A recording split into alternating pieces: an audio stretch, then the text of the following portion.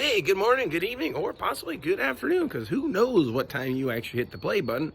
But I can tell you right now, it's 6:30 a.m. The sun's poking up over the neighbor's house, and it's a great time to get started on working on the Great Pumpkin. Got a couple problems we need to solve here yet today. As we discovered last time around, the frame rails are a bit too long. That doesn't happen too much in my life, having that being a problem, but nonetheless, we need to fix that so they get fitted. So we're going to work on getting those things cut off. And the other problem I'm actually having here is, as you can tell, this is the wrong color. But unfortunately, the orange Mountain Dew seems to be on limited quantities because I can't find none. So we're going to give this stuff a shot. I'm not quite sure if it's going to stack up or be as good, but hey, we're going to give it a whirl. But nonetheless, let's get started on this thing here. Okay, so this time around, tools-wise, we're going to need the def wheel with the reinstalled guard because, well, we're going to try that out. This is what we're going to call a tape measure, you will see, and a brick, because lots of reasons why, but we're going to try to use the brick. But anyway, don't worry about that.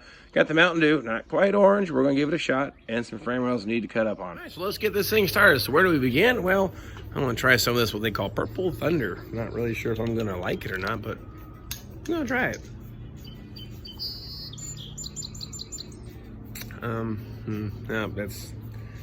yeah, it's all right. Definitely not orange Mountain Dew. But anyway, what we're going to get into here, how much do we actually cut off from these frame rails? Because we clearly knew from the side-by-side comparison that this is just too much hanging out here on the end.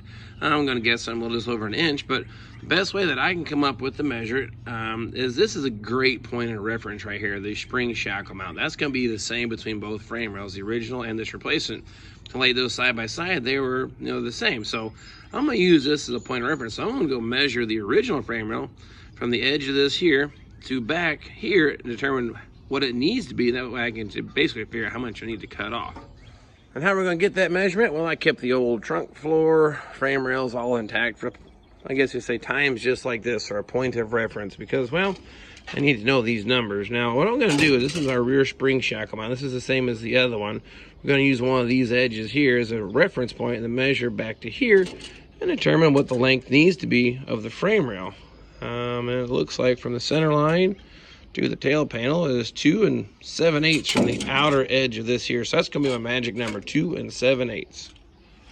All right, now we're going to do the same thing here on this frame rail. And yes, Chad, I'm wearing flip-flops again. From the edge here, back here, 2 7/8. May have to put you down because I can't quite hold the tape measure, marker, and the camera all at the same time. But you get the idea. 2 7/8. I'll make a little mark there. Look at this, check it out. Ta-da! Just like that, we have a tiny black mark on top of black paint, which you can barely see, but we get the idea. There's our mark. Now, if I wanted to give you a number, let's just say if you wanted a quick reference of how much just to hack off the back of this frame rail, it looks like right on the money. If I can get the lighting just right for that tiny mark, 1 1/4 inches. So if you really wanted a good point, just to say this, you got an AMD frame rail, pretty confident it's made exactly the same. Just hack off 1 1/4 and slap those two right into place. But now the other thought is how do I do this? That's where my total length needs to be. But I got a little bit of a radius and they bend the metal over, so I need to cut it back a little further, cut on this side and butt weld it. I have seen a few folks actually take and trace out these panels on this side here and then re-bend the metal over so there is no welding on the end of it, which is more of a, like I say, factory style repair. But the problem we've already discovered is, not only my problem, in my opinion, but the spot welds are not the same size, location, or all that stuff. The frame rail's way thicker gauge, so this is not original metal. You'll never pass it off as such. So I don't know if it's worth all the extra labor to do that, but it is an option if you didn't want to do any welding. What I'm thinking I'm going to do is I'm going to cut it back, like I said, just before this point, and cut these just a little bit there before that radius, and then weld the 3 tabs back on. Hey, one of my viewers suggested I use a different technique to cut this thing, and I've been trying it, and it's just not working. But I've been going out with this now for a while, and it's just not going to cut it. Nor is the Purple Thunder. It's just not going to work either. So I got another one here we're going to try, because clearly we just can't make orange Mountain Dew, so we made a billion other flavors. This one's called Overdrive Citrus Punch. I mean, I got the color a lot closer. We got the orange caps, definitely getting a little closer to orange Mountain Dew, but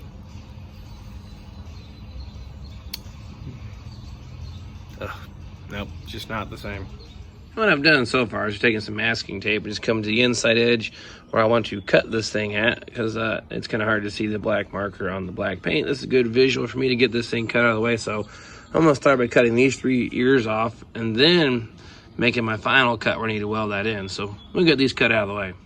You know, as I thought about it, I actually said something I was going to cut, maybe weld the things back on, but I'm going to try the bending technique just for grins and giggles. I know I kind of bashed it a minute ago a little bit, but kind of looking at it now, laying these pieces out, tracing it, it may be just as easy to try to bend them. In the worst case, if bending them doesn't work out, I hack them off and just weld these things right back on. So I'm going to give it a shot. I'm going to cut this out. I got this one cut out to the right shape. Just need to hammer it.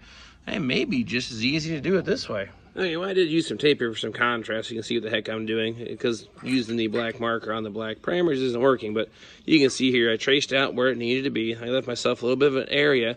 This is the 2 7/8 mark that we established. That's where the end needs to be. So I kind of laid that just past that a little bit and then trace it, because it's going to be basically the end of it when it's all said and done. Got it traced out. Now I'm going to cut these 3 cuts. I'm going to cut this straight up here.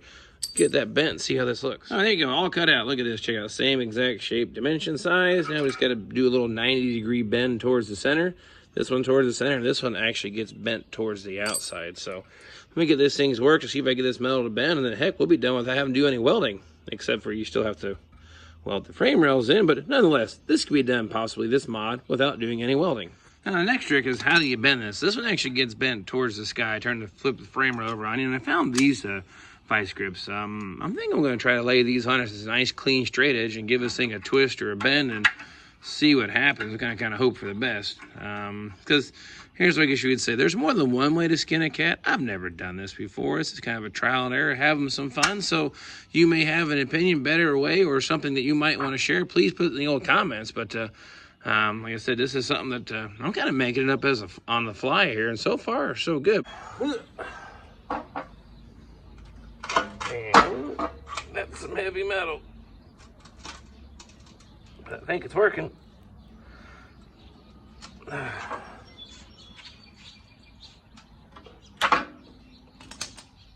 Well, yeah, that's gonna work pretty daggone good, actually. So forget what I said in the beginning. Let's go weld these flanges on, because I'm telling you, this is actually a little quicker, easier, and gives you more of an original appearance. Just in case you wanted to see what I'm talking about, check that out. Nice, clean, straight bend. I need to measure here from 2 7/8, but I don't say we're probably right on the money. But that looks really nice. So I'm going to go ahead and do the same with this one. This one actually goes towards the inside. This one goes towards the inside. This one I may actually have to hammer with it, because I don't think that's going to fit in there and fold, but that's a pretty small edge. It'll probably hammer over just great. But note to self, that actually works.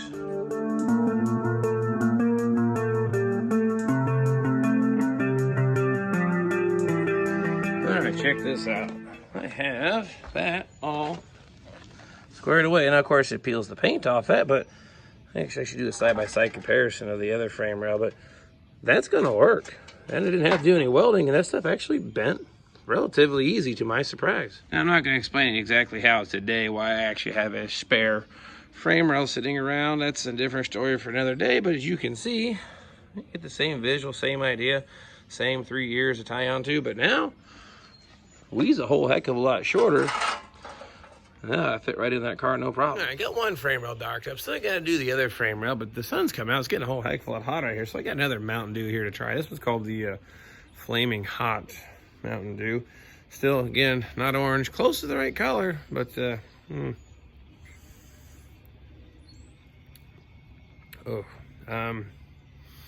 I think it's something like Sprite and Tabasco sauce. What a odd combination. So not gonna cut the heat on this one.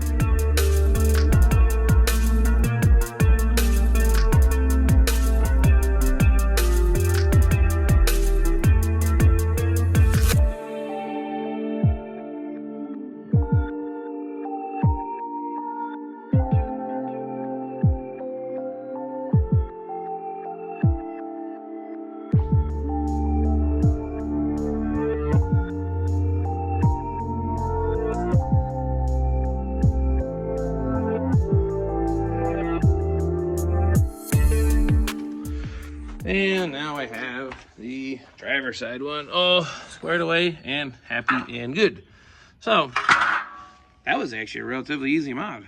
All right, got both frame rails, driver's side, passenger side. As you can see, I put the one on the frame rail jig because That's probably what's gonna come up next, but I've got another one to try. Definitely still not Orange Mountain Dew. Getting the colors right, hitting a home run on that stuff, but this is Baja Mango Gem. I don't think I really like mango, but we're gonna give it a shot.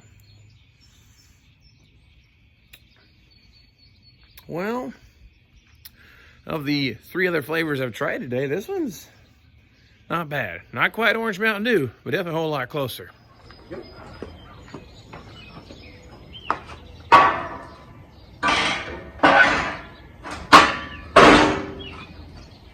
Now, what do we do with a reconditioned, reconfigured 1968 frame rail? We put them on the jig, get the trunk floor, flip it over, get it mounted to that, easy peasy, put it up inside the car. But that's another video for another day. So, that being said, we finally got the good stuff here. The original, the best, the one and only, the Orange Mountain Dew. Now, time for the money shot. Not sure if I'm supposed to say that or not, but nonetheless, we'll catch you guys next time.